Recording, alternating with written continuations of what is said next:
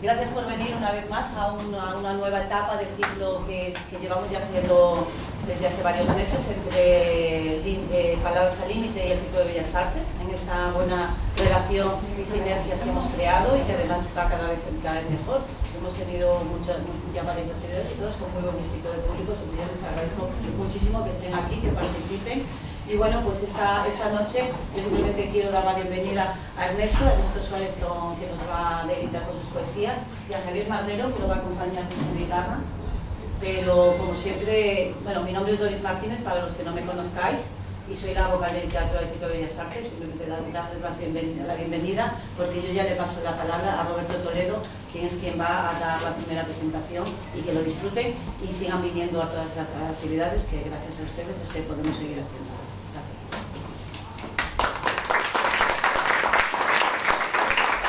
Hola, buenas noches.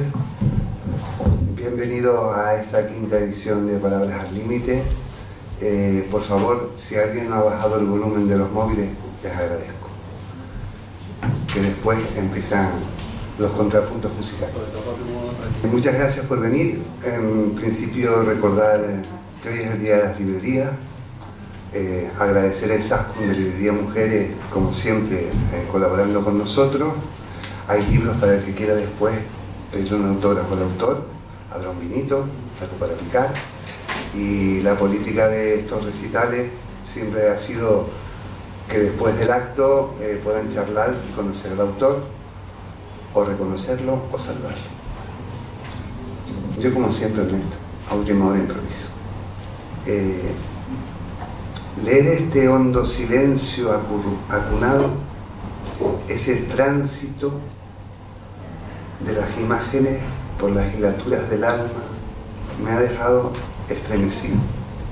Se lo dije a Ernesto en un correo y él me contestó, como siempre, muy humilde y muy campechano como es él, y me dijo: estos poemas míos que solo...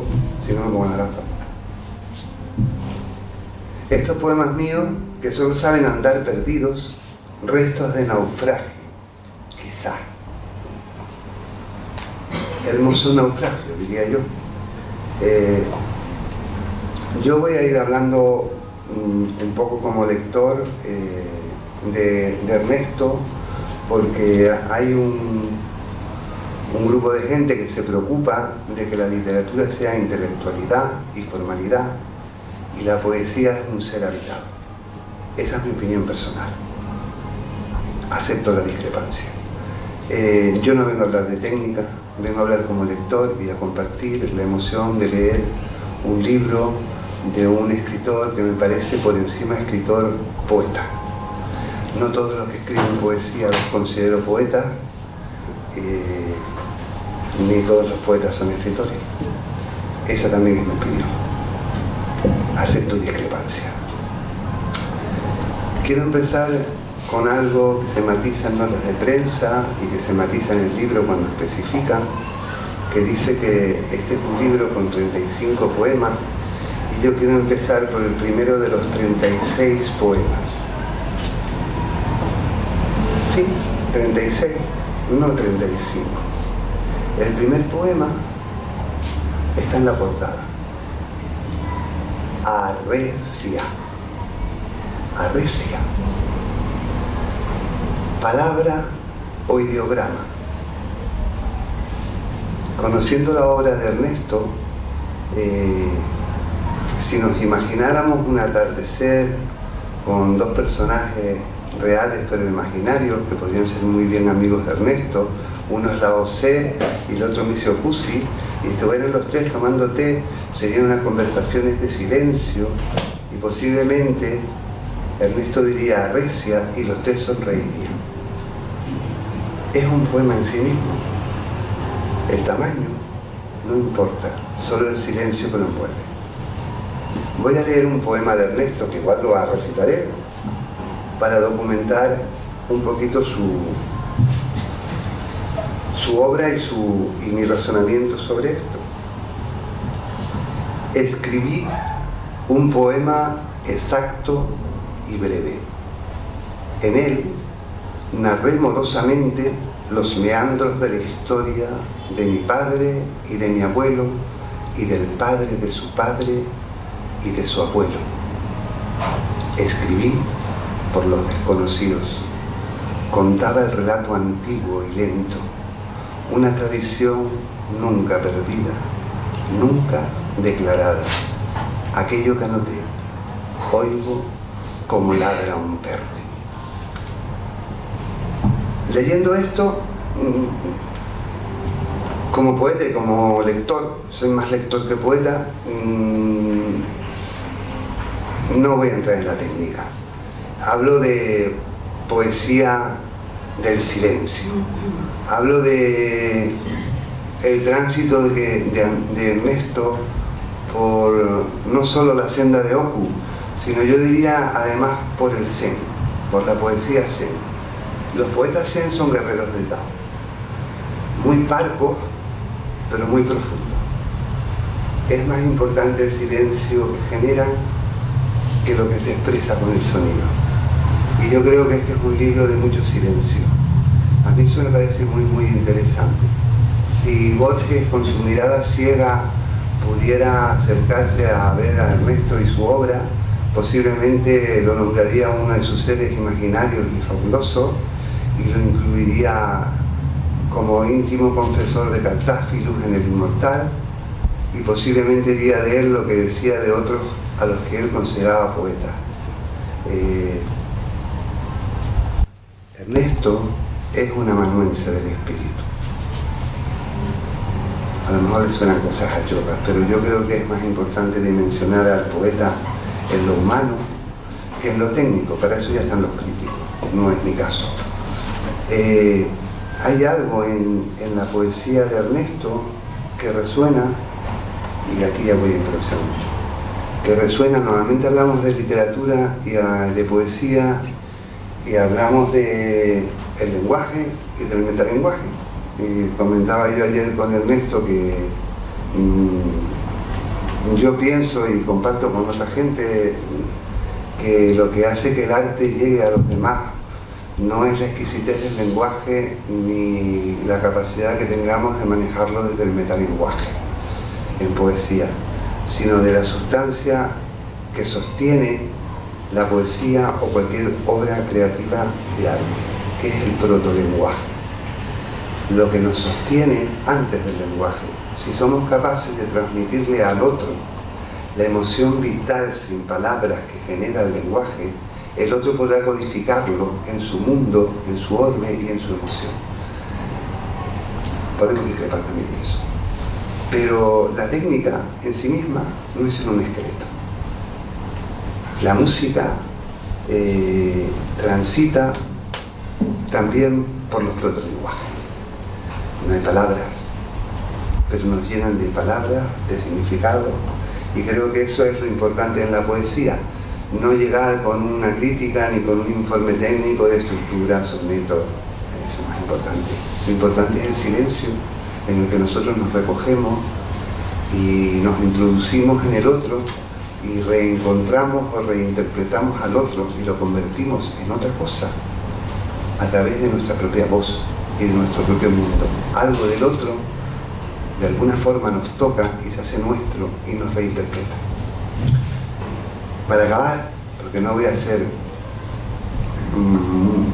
una persona enrollada, hay algo en mi opinión en este libro que es absolutamente sobrecogedor. Aparece mucho, pero lo que no se ve es más importante. La muerte que alimenta, que define un silencio partitura en el que los vivos somos las notas acotadas. Solo la vida es ungida por la muerte. El que no vive, no muere, no tiene muerto ni respira.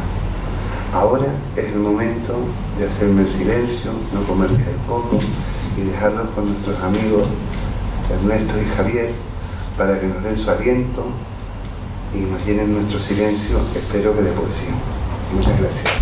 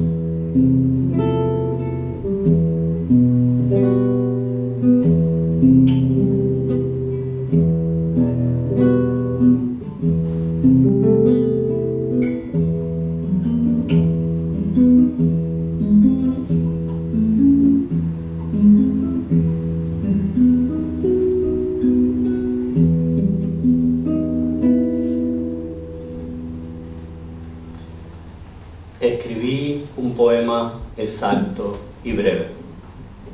En él narré morosamente los meandros de la historia de mi padre y de mi abuelo, y del padre de su padre y de su abuelo. Escribí por los desconocidos. Contaba el relato antiguo y lento, una tradición nunca perdida, nunca declarada. Aquello que anoté, oigo como ladra un perro.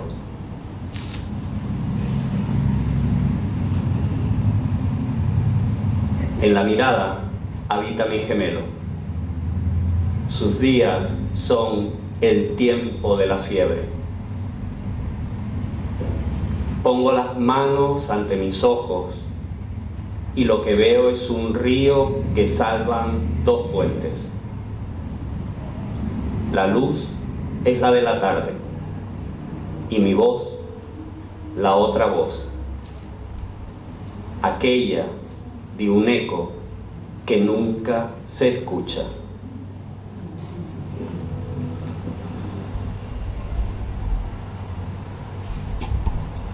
El mundo es lo nunca, la falta y su equilibrio, el sentido que se niega cuando frágil, el roce del aire en un vuelo extinguiéndose.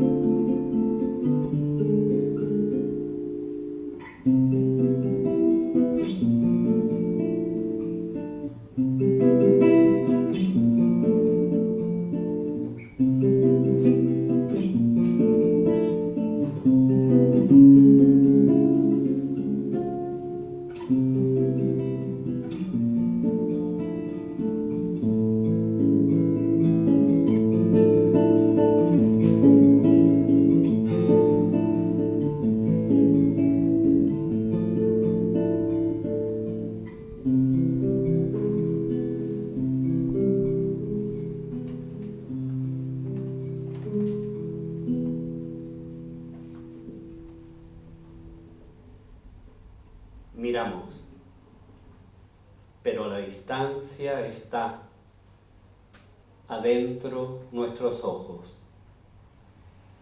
Viene del fondo y resuma, anega todo lugar.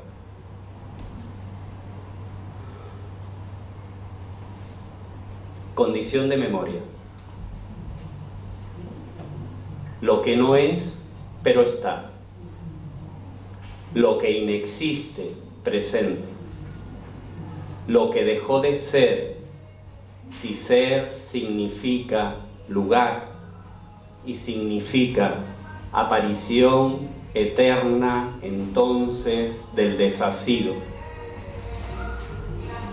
desaparecida la no huella del desasido, la no del daño, porque siempre hay daño, y siempre. ¿Y por qué?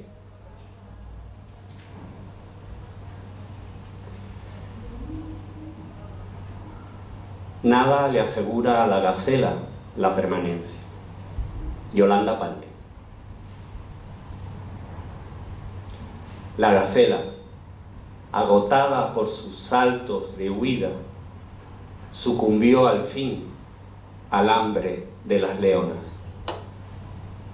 Antes, en las horas frescas de la mañana, había arrancado las hojas más tiernas del arbusto, también alguna espina, hasta llenar su estómago. Ahora, sin embargo, la materia vegetal, deshecha por sus dientes romos, nutre la sangre de los otros animales, los carnívoros. Quedan también sobre la sabana sus restos, quedan huesos, pelaje en jirones, algún músculo desgarrado para servir de alimento a los buitres que sobrevuelan la escena. De la cacería y de la muerte, el viento, la arena, la escasa lluvia borrarán toda huella sobre el terreno. Igual que la memoria de quien escribe, igual que la memoria de quien lee, igual que la memoria de la tierra sin memoria y como pulpa.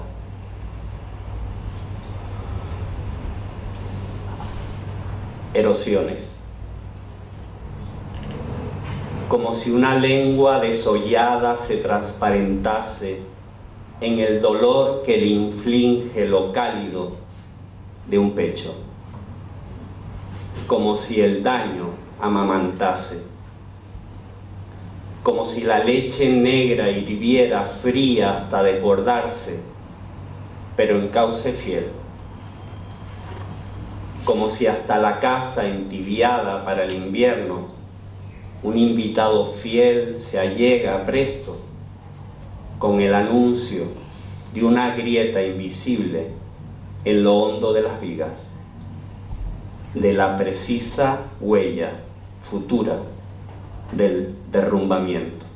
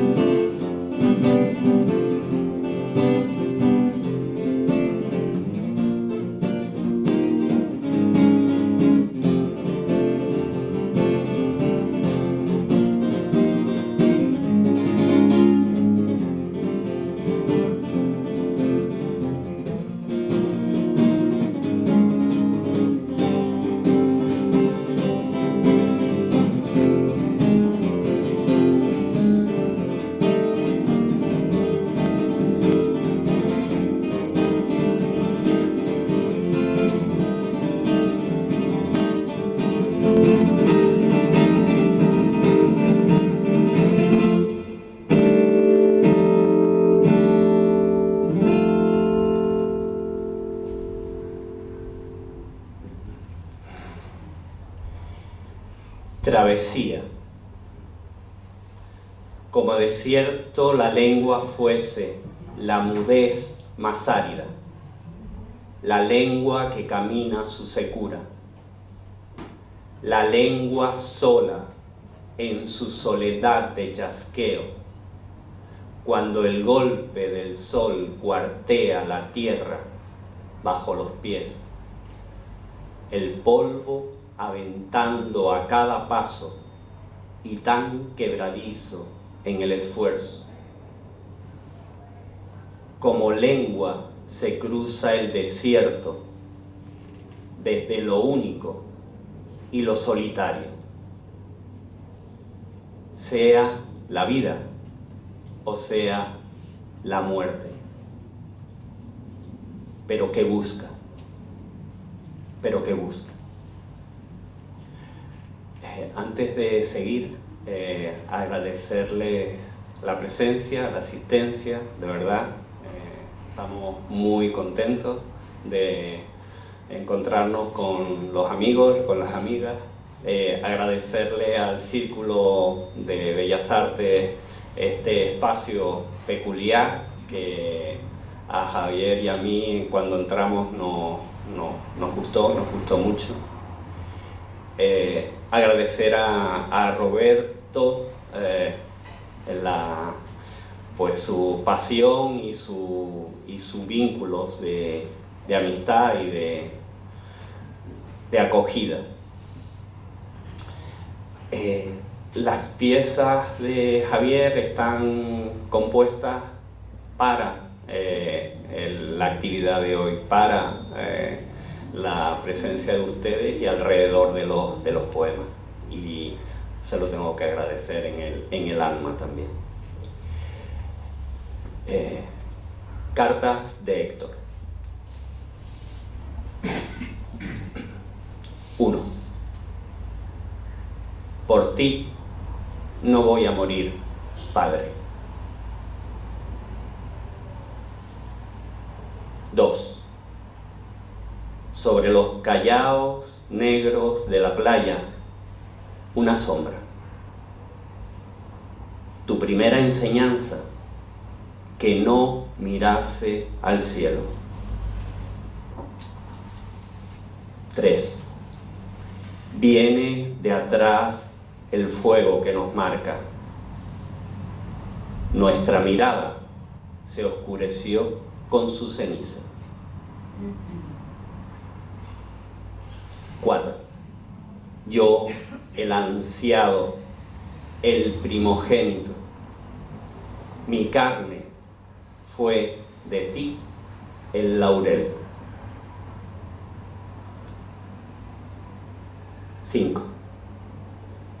Oír al Padre, el murmullo en la acequia de sus manos, la historia traída como las hojas que flotan, también su silencio. 6. Ejercicio de la muerte. Cuando dices, mi casa será tu casa, yo escucho, has de ejercer la muerte. Escribes, tenzadura del brazo con la espada, puño o nudo de vida para el duelo ardoroso. Y yo leo, serán lágrimas durante 12 días y seda negra. 7. No tendrán tiempo las muchachas para golpearse el pecho por la muerte. A ellas también ha de alcanzarlas. La muerte, dices, escribe los nombres con la ambarina tinta del desamor. 8. ¿Quieres ocultar la muerte de aquellos a los que mandaste morir y dictas una ley sobre el olvido? Que no haya estelas que conmemoren su paso más bello. su tan armónico aliento. Mas no te aflijas cuando descubras que el llanto enmudecido es como el mar en la orilla rocosa. Socava, desmorona. 9. Toda patria es oscura, Padre, y no hay himnos que la iluminen.